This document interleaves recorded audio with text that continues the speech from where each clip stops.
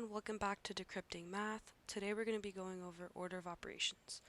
So what are operations? They're the actions we do to numbers. So the example I gave was, think of a doctor performing an operation or a surgery. The way in which he does things matters for the overall outcome of the patient. So in the same way, our order, our steps matter in solving for problems or simplifying expressions. So I gave this example just so you guys could understand and start to intuitively comprehend why our order matters. So here we have 2 plus 4 times 5. So we start from left to right and we go, okay, 2 plus 4 is 6. 6 times 5 is 30. Alright, perfect. But then we stop and we take a second look and we see 2 plus 4 times 5. Let's start with 4 times 5. So we get 20. 20 plus 2 is 22.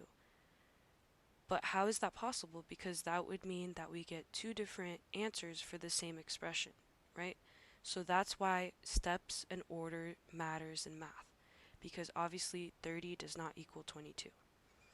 So, introducing PEMDAS, and that's the way that we order our operations in math. So the first step would be parentheses, then exponents, then third would be multiplication and division, and then we would have addition and subtraction. And then here we have a few examples. So I do 2 plus 8 times parentheses 9 minus 4. So parentheses is first, we get 5. Then we go again from left to right. We see 8 times 5 is 40. 40 plus 2 is 42. Next example, we get 7 plus parentheses 4 times 25. That's 100. 100 plus 7 is 107. And then the final example is 24 plus 6 times parentheses 16 divided by 2. So again, this might seem a little bit more complicated, but we still use the same steps here.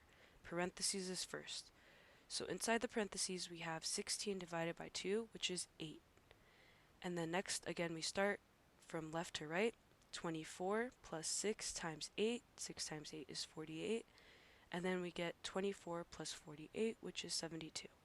So thank you so much for watching. I uploaded the PDF of the notes from basically the board that I wrote out in the description if you guys are interested in checking that out just for your personal notes, and or if you want to print it out. Please let me know if you have any questions in the comments below or any topics you guys would like me to go over in math. And thank you so much for watching, and please remember that math is for everyone.